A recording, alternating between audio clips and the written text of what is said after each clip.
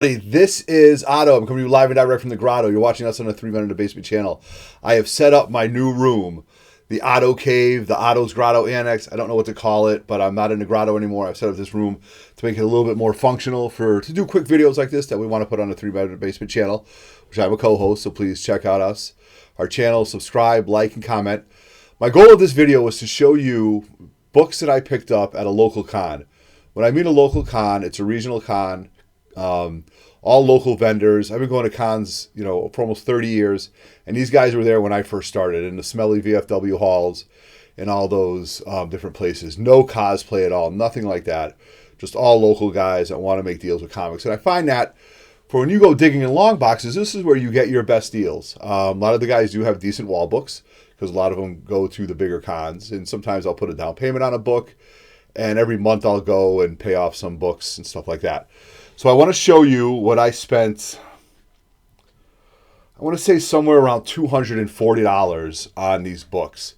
And why that number is important is because some people ask us, in our comments, hey, how much are you spending for this book and that book and stuff like that? And as a comic book investor, I'm a comic book collector first, but I think when you're buying big books like this, you become a comic book investor. So I'll show you what I bought.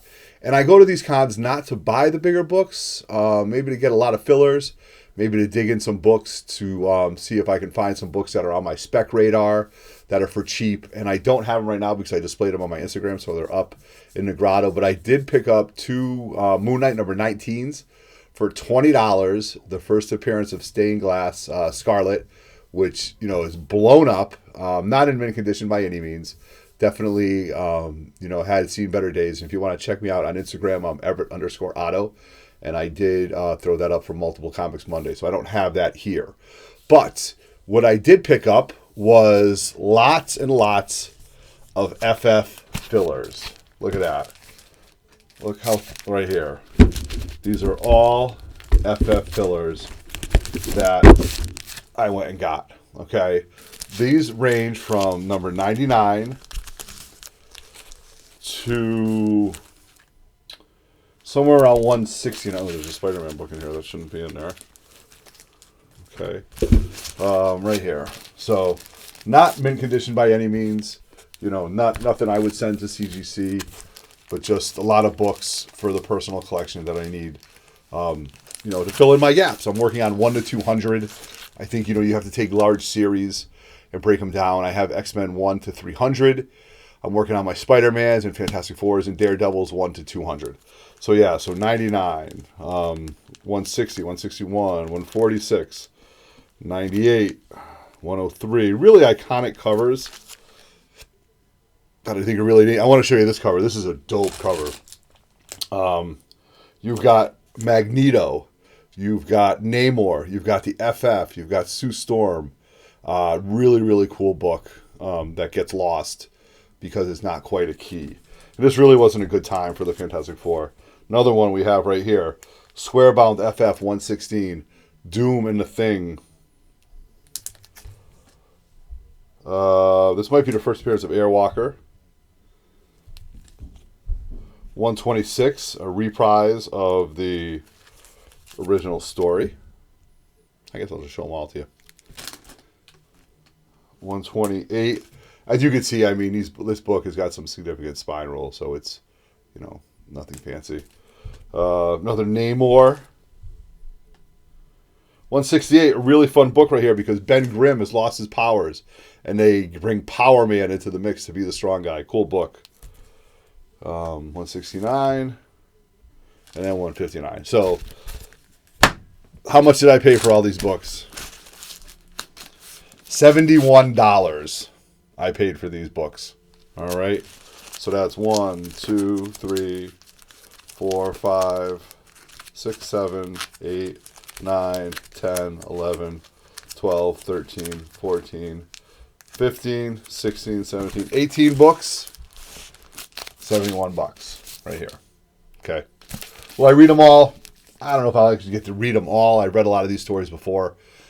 Maybe I'll just skim through them, look at some stories, and look at some characters and some verbiage and some dialogue or stuff like that. So yeah, really cool stuff. Wasn't a big fan of this mutant, and you guys know that I'm an X-Men fan.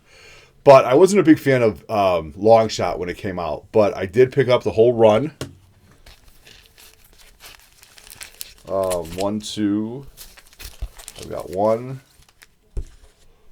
2, 3, 4, and 5.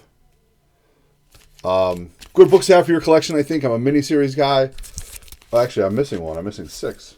Maybe I have that somewhere. All right. But this is Arthur Adams. And Arthur Adams is an artist that I'm kind of digging nowadays. I hope I can meet him at a con.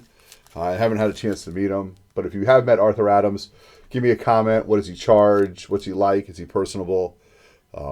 Things like that, all right? Please comment in the videos. Let me know what you think. You know, is this what you want to see? Is this garbage? Is this trash? Do I need to change something down here? The way I set the room up. Picked up this book because I am going to find a raw one in the wild. Send it in. First appearance of Spider-Man 2099 for my Spider-Verse collection because he is going to come out into the next movie. Sorry about the glare. But again, it seems to be like a manufacturer defect. Like as soon as I find a good one, I get the corner dinged up. But I'm not paying more than $3 to $5 for each of these. So I've been hoarding these books. Now, some fun books that you should have in your collection because this was a comic company that actually broke off from Marvel. And it was a big coup. And Atlas Comics was formed. All right. Atlas Comics, you have characters like Ironjaw, Planet of the Vampires, which I think we talked about on the Lords of the Longbox spec list, Lomax, Morlock 2001, Kid Cody, and we can see how these are so Marvel takeoffs, right? Wolf the Barbarian, Conan the Barbarian, the Scorpion, you know, stuff like that. But what's really interesting is when I was looking through these, you know, there's a Herb Trimpe is a writer in here. Al Milgrom was a big part of this. A couple other Marvel guys. Jerry Broderick. I think Neil Adams, actually, this is a Neil Adams cover. So they kind of just left for a little bit because they thought they could do better than Stan and his crew, and they didn't. They eventually went under. I think there's 21 first issues of Atlas Comics. So if you can find them, I paid $3 for each of these. Well worth it for comic book history to read and go over. So $3 right here for all these books. Now, the last book that I picked up, I'm a villain guy. I love villains. And I've been digging this villain for some reason. I always liked him in the Teen Titans. And then I saw the way they did him in the Teen Titans show. And I was okay with the way they did it. But I recently picked up a Brave and the Bold 28 4.0 CGC. I'm working on a JLA 1. For me, my collection is predominantly Marvel. But I love the Teen Titans. I love the Legion of Superheroes. I also love the Justice League. Because to me, the Justice League was just the Super Friends. And I grew up to the Super Friends watching TV every Saturday morning when there was Saturday morning cartoons. So I picked this book up, which I absolutely love, and I am going to send this book to CGC. Now, it does have a very nice Mylar on it, but with a good press from our friends at Rocket Comics. I think this book might come back to 7.5 to 8. This is the first appearance of Dr. Light. This is Justice League number 12. So I think when I make up my 2020 want list, I'm going to complete Justice League 1 through 12. Okay? Why? I don't know. I just think it's pretty cool. I think the first 12 issues are always neat. I can probably find them out in the wild. But this is a great cover. I mean, look at Martian Manhunter, Flash, Green Arrow, Dr. Light standing right there. Classic stuff. I read it. The story is fantastic. It's obviously very dated, but just a cool book to have in your collection, especially if you're a villain fan. So I paid the vendor, J&S Collectibles, good friends of mine, Jill and Steve. Check them out on Instagram. Steve always gives me a good deal, but I know there's not a lot of wiggle room on certain books. So he had 120. He said, "Hey man, hit me up with a C note. Give me $1. It's yours." Pulled it out. There you go. I got it. Going to send this off to Rocket Comics so he can have it on-site graded at C2E2. And if you're interested in Rocket Comics signature series books, they facilitate signatures. They do amazing pressing. They do lots of work. Please check out the description, and I'll also have at the end of this video, you'll be able to see what promos we're working with for Rocket Comics. So this was my first video entitled, what 210 bucks or 220 bucks will get you at a comic show. And hope you enjoyed it. Again, subscribe, comment, like. Thank you for following us on 3 Men in a Basement. Always wait for Nemesis Prime's videos.